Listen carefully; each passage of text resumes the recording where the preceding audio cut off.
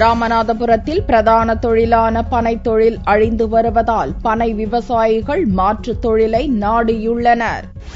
வாழை மரத்தின் அனைத்து பாகங்களும் மனிதனுக்கு எவ்வாறு பயன்படுகிறதோ அதேபோன்று பனைமரம் மூலம் கிடைக்கும் நுங்கு, பழம், பதநீர், கிழங்கு போன்ற அனைத்து பொருட்களும் பயன்படுகிறது.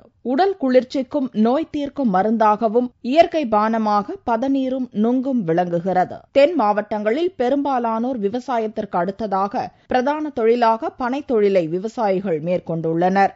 இவ்வாண்டில் பருவமழை மக்களை ஏமாற்றியுள்ள நிலையில் பனைத் தொழிலும் வெகுவாக பாதிக்கப்பட்டுள்ளது.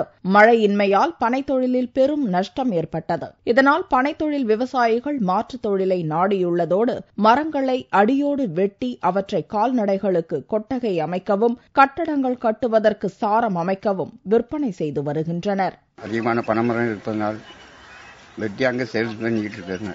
முந்திரி தோப்புக்கும் திராட்சை தோப்புக்கும் பந்த கால் கொண்டதுக்காக இப்போ உதவிக்கு பெய்கிட்டு இருக்குது. அடிக்கணக்கு ஒரு நாளைக்கு 300-400 கூலி கிடைக்கும். ராமநாதபுரம் மாவட்டத்தில் இதுவரை 2 கோடி பனைமரங்கள் வெட்டப்பட்டுள்ள நிலையில் பனைமரங்கள் இருந்த இடங்களில் ரியல் எஸ்டேட் அதிபர்கள் நுழைந்துள்ளனர். பனை தொழிலை பாதுகாக்க அரசு நடவடிக்கை மேற்கொண்டால் பல லட்சம் தொழிலாளர்கள் பாதுகாக்கப்படுவார்கள். பனை மரத்தெல்லாம் இப்போ வெட்டிக்கிட்டு இருக்காங்க, பிளாட் போட்டு ரியல் எஸ்டேட் பண்ணிட்டு இருக்காங்க. இதனால எங்க தொழில் ரொம்ப நசுங்கி கிடக்கு. இதை அரசாங்கமாக பார்த்து இந்த தொழிலுக்கு ஒரு நல்ல ஏற்பாடு பண்ணி பனை மரத்தை வளர்க்கறதுக்கு ஒரு ஏற்பாடு பண்ணி தரணும்.